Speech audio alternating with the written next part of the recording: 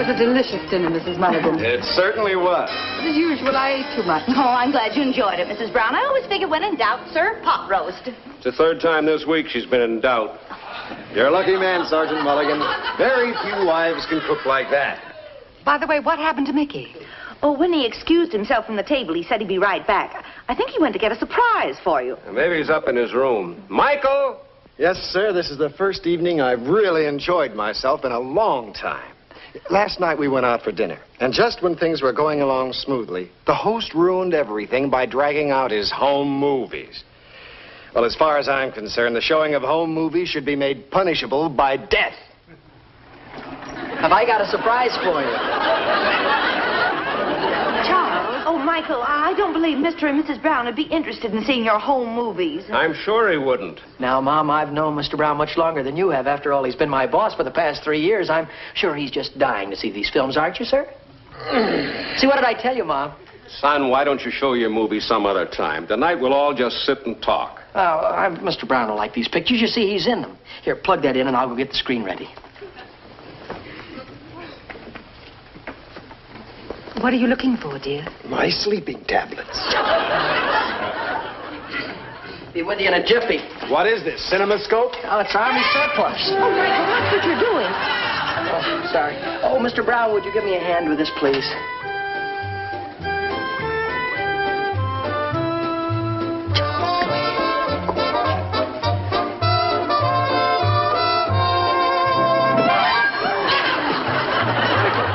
Take it easy. Oh. Sorry, Mr. Brown. Terribly. Excuse me, sir. Sorry. Again. Accidents will happen. Well, I won't be needing you, sir. I can do it myself. Feel free to call on me at any time. Yes. Oh, Mr. Brown. Terribly sorry.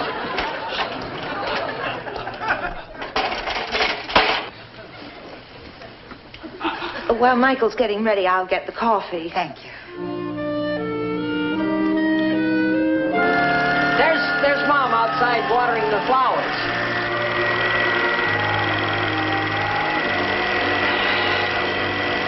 Michael, that's a horrible picture of me. I wish you'd burn it. Nonsense, Nell. You look like a movie queen. What on earth was that? Oh, that's Maxie, the neighbor's little dog. He's cute, isn't he? I ought to sign that dog up. I could build a show around him. Charles, what's that?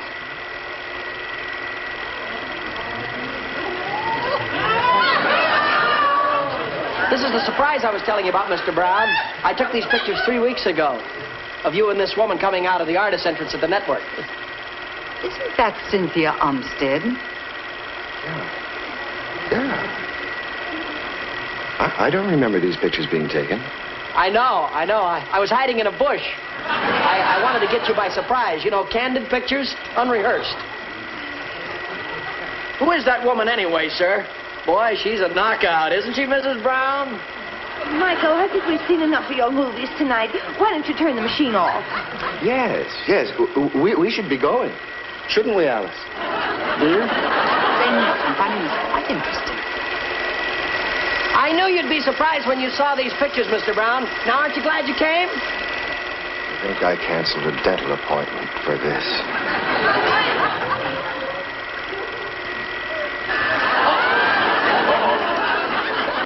Film broke. Why couldn't that have happened sooner? I'll have it fixed in a jiffy. No, really, we must be going. I hate to leave, but I'm suddenly very tired of everything. Oh, I do hope you'll come again Just a minute, soon. Miss Alice. Let me get your coat. Alice, don't jump at any rash conclusions. After all, dear, we've been married too long to let a petty little thing like this upset us. Maybe we've been married too long, period. Oh, who was that lady anyway, Mrs. Brown? A friend of yours? Oh, Michael, why don't you go put your projector away? Cynthia Umstead is no friend of mine. Mr. Brown seems to be the authority on that subject. You beast! Alice! Oh, for heaven's sake. Oh, thank you for a very lovely evening. Alice! Good night, Mr. Brown. Alice, wait a minute. Let me explain. How do you like that? I'm upset just because the splice broke.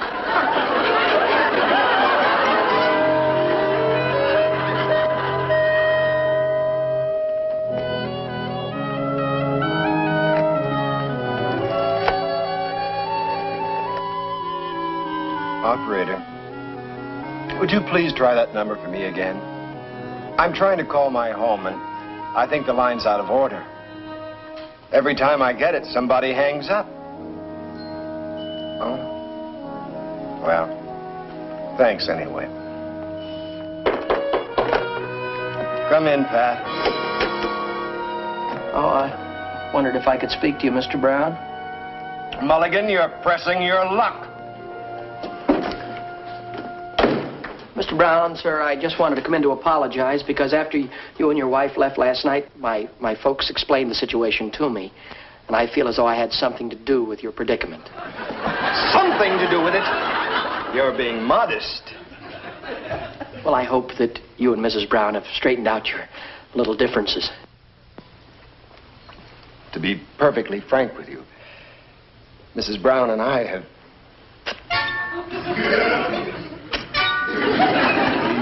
FT. Not really. Do you know what I had for breakfast this morning?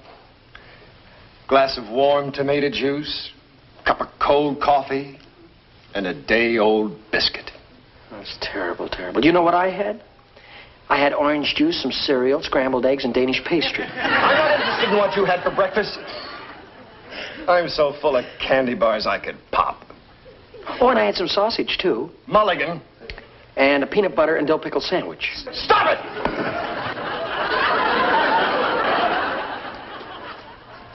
Why do you hate me? Hate you? Why, Mr. Brown, sir, I don't hate you. I admire you. Look, I brought you that film of you and that lady. Blackmail. Oh, no, sir. No, I want you to have the film so you can destroy it so you won't have to worry. It's too late. I'm afraid the curtains come down on the last act of my marriage. No. I shall be living alone in a small, smoky apartment, eating in restaurants, table for one. I may even keep a cat for company. A cat? What kind of cat? I think a Siamese. You like Siamese? Maybe a Persian. I like Persians best. They get... Who cares what kind of a cat? Sorry, I was just trying to help you, sir. Oh, Alice would only listen to reason. She gets so upset. This morning she packed and said she was going to go home to her mother. She completely forgot that her mother's staying with us. I think Siamese are smarter than Persians. Alice should realize that Cynthia means absolutely nothing to me. Yes, sir. I haven't seen her in over 2 years. She just returned from Europe and we happened to bump into each other. Yes, sir. We're old school chums. Nothing more. Nothing more. Cynthia couldn't hold a candle to Alice. This is ridiculous. I'll just call Alice, tell her I love her, and... Hello? Alice? This is Charles. Alice? Hello?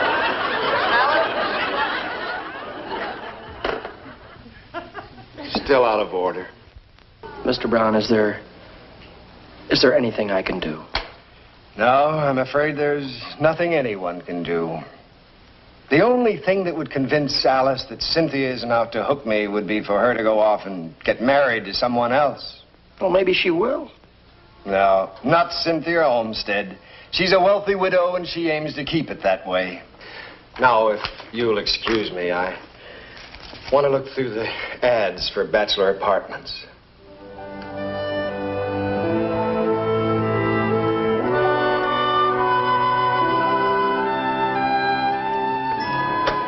Well? It looks pretty serious. Where's Pat? Coffee break.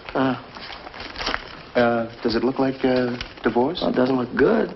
He's going to get a cat. You know what that means. Cat? No. What does it mean? That means they're on the verge of... And all because of this home wrecker. Yeah, do you mind if I read it, please? Society leader returns from European fling. Cynthia Olmsted, widow of the late hat rack tycoon J. Barnaby Olmsted, returned recently from a 2-year sojourn in the fun capitals of Europe. When questioned about her recent romantic interlude with Arab Prince Ahmed Abdullah. Abdullah, Mrs. Olmsted commented, "It's all off. He liked his polo ponies better than me. C'est fini." Hey, what does that c'est fini mean? It's French. French. Rough translation, I'm going to see my lawyer. Hey, that prince is a pretty good-looking guy, huh? Mm-hmm. Prince Ahmed Abdullah. Abdullah. Yeah. It's too bad they had to separate. It would help Mr. Brown. Huh? How do you figure? Oh, Mr. Brown just told me the only way he could solve his troubles is if this Cynthia Armstead would marry somebody else. Hey, Nick. Yeah? You know, this Prince Ahmed Abdullah. Abdullah, he's not the only Arab in the world, you know. What do you mean? Well, if this Cynthia goes for Arab princes, we'll introduce him to another one. What do you mean? Well, it'd be nice if we knew huh?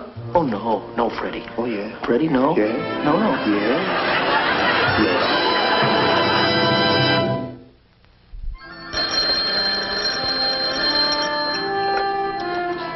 Hello? Speaking. Oh, yes. Send him right up, please.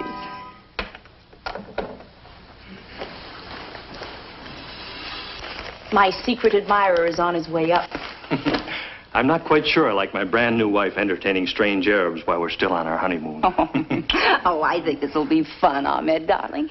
It's obviously a newspaper reporter trying to masquerade his way into an exclusive interview about me being spurned by my Arab prince. I can hardly wait to see the faces on the reporters when we officially announce we were secretly married 3 weeks ago in Monte Carlo. Now, you better hurry and hide in the back room, darling. That phony Arab prince will be knocking at the door any second now. If he wants to play games, we'll play right along with him. Right. Uh-oh. What is it? I just thought of something terrible. What if he isn't a phony Arab prince? Believe me, he's phony. When he telephoned to make the date this morning, I distinctly heard someone in the background holler, "Hey, Mulligan, hurry up. I want to try this turban on you." That is true. I've never heard of an Arab named Mulligan. No. Oh, you hurry. You have to change into your other clothes. We'll teach this artificial Arab a lesson he'll never forget. Don't overdo it, beloved. And remember, don't come out until I give you the cue. Just a moment, please.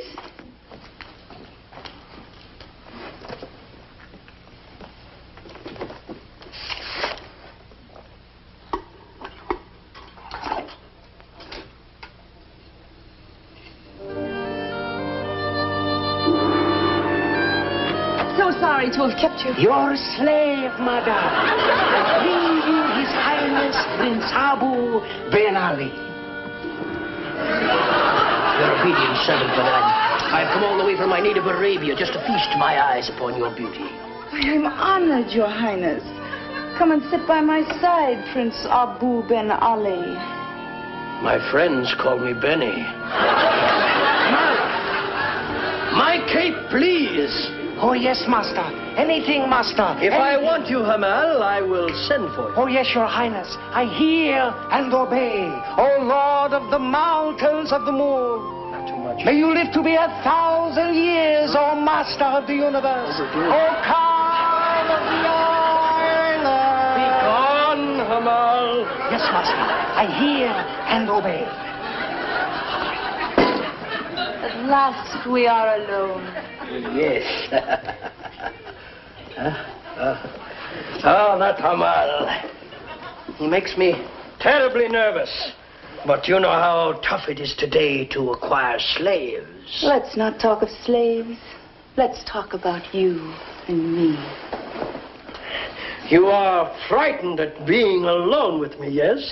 I'm not frightened. Yes, you are. Benny knows. Don't you think that you could get Abu a nice cool drink? Oh, of course. How rude of me not to offer you one before. Excuse me. But of course, my dear. What will it be, Your Highness? Goat's milk. Pure Arabian goat's milk is all I ever drink. You undoubtedly have none about, have you? Why, I most certainly have. You do? Why, certainly. I always keep goat's milk on hand in case an Arab prince should drop in. I'll get you a glass. Oh, no, don't go to any trouble now. No trouble at all.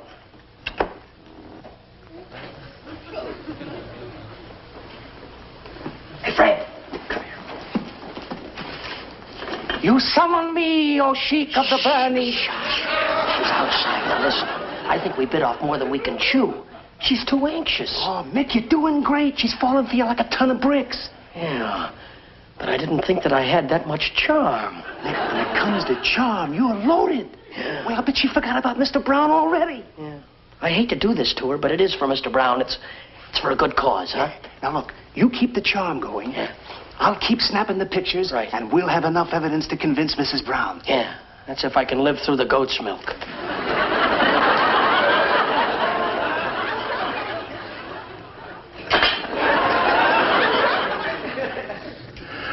Darling, aren't you overdoing it a bit? When a sly newspaper man comes here pretending to be an Arabian prince and asks for goat's milk, he's going to get it. But good. Mustard, too. Just a dash. For flavor. Darling, I must get back to my distinguished guest. And remember, don't come in until I give you the cue. Cheers. Here you are, Your Highness. I hope this meets with your approval. Thank you. Thank you.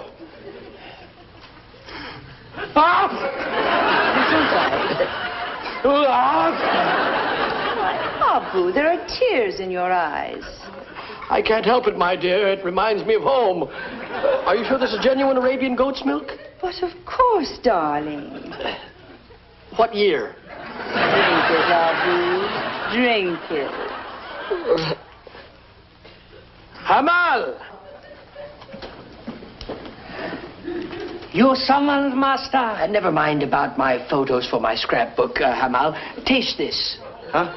You know, you have to taste everything before I do in case it's poisoned. Why, Abu, darling. No offense to you, my dear. It's an old tribal custom. You see, he drinks, we wait 3 minutes. If he's still alive, then I drink it. You really wanted this, master? Hear and obey.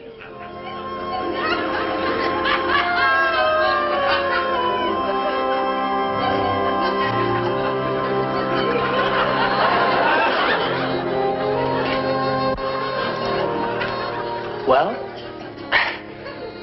A moment for meditation, master. You're so dynamic, so vibrant, so...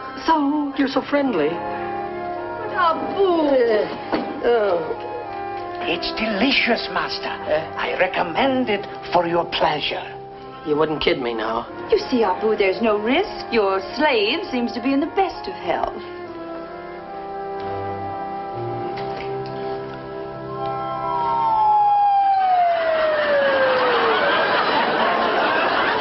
The potted plant died. I think I'd best punish myself and not drink this. You may go, Hamal. Abu, darling, your nerves are upset. Sit back and relax. I'll bring you the nargilya. The what? The nargilya. Oh, that. Oh, back in my country, we call those water pipes. Your pipe is filled and ready for you, Your Highness. I don't know. I've never smoked the king size. I'm only a prince. I thought every Arab prince smoked a nargilya. Well, I'm trying to cut down, you know. Yes, I've already smoked 3 packs of these already today. I'm beginning to wonder if you are a real Arab prince. I'll show you if I'm a real Arab or not. Hamal! Hamal, come here, please. Smoke this. Do I have to, master? You first, and then the potted plant. Go ahead, it's just a water pipe.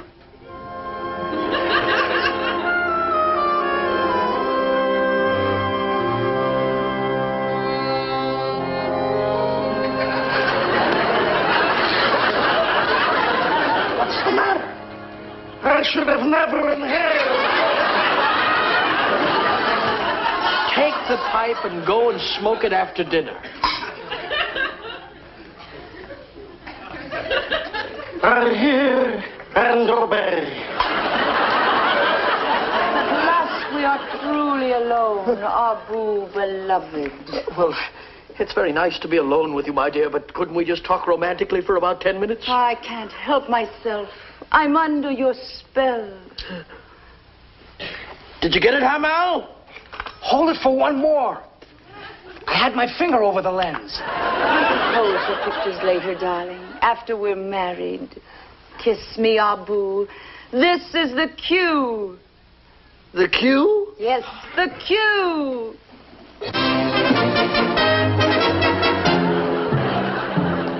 Ahmed, I thought you were 6,000 miles away. So, I wish I was 6,000 miles away. at last we meet Abu Ben Ali. Our tribes have been at war for centuries, and now we come to the showdown. Wait a minute. I don't think your tribe ever even met my tribe. Enough! We're both in love with the same woman.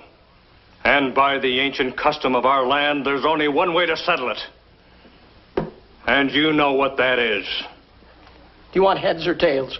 No, we'll duel to the death. Huh? Dry your sword. No, wait a minute. Look, my tribal chiefs at Eastern, they only gave me just a wooden sword, that's all, see? Abu, my darling, show me how much you care for me. No help from the audience, please. Don't guard.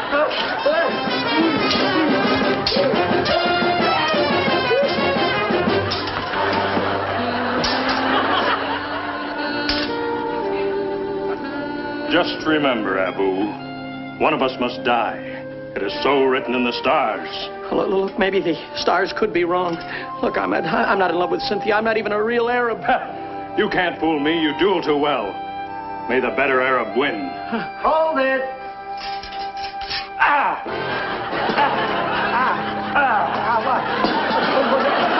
You ran him through. I what? I did not. I didn't even touch him. He must have taken a dive. He's dead. Take me away, Abu, beloved. Dead? Well, that's impossible. Oh, look, Cynthia, I've got to tell you something. I'm not a real Arab prince. I'm not even in love with you. What are you saying? You spurned my love. You cast me away like an old shoe. No, please, now Life listen. isn't worth living. Farewell, Abu, beloved. Now, wait a minute, Cynthia. Don't do anything silly. Don't. Cynthia, can you hear me? Gosh, so many people dying around here. I don't even get a chance to explain. Look, Freddie, you got me into this thing. Now, what am I going to do? Oh, please, will you? Now I'm going to have to call the police.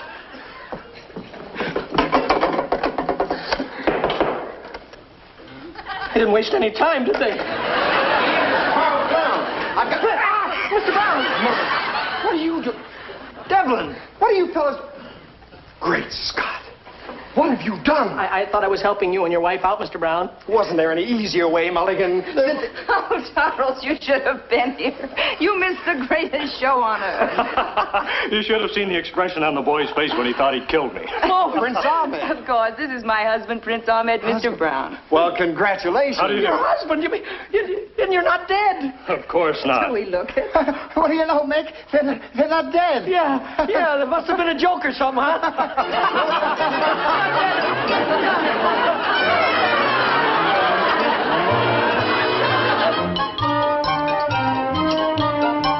better test it first to see that I've got it threaded right.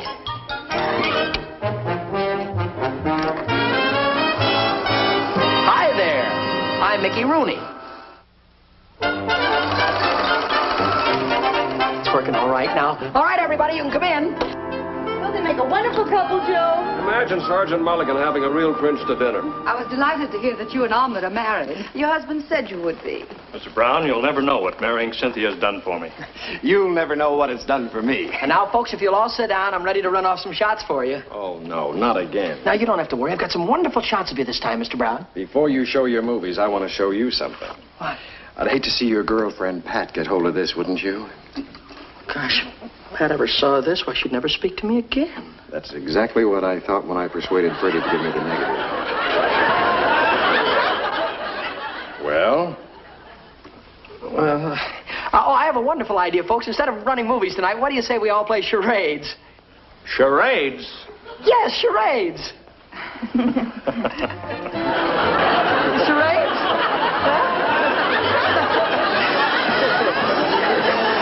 Mick Rooney will be back in just a moment.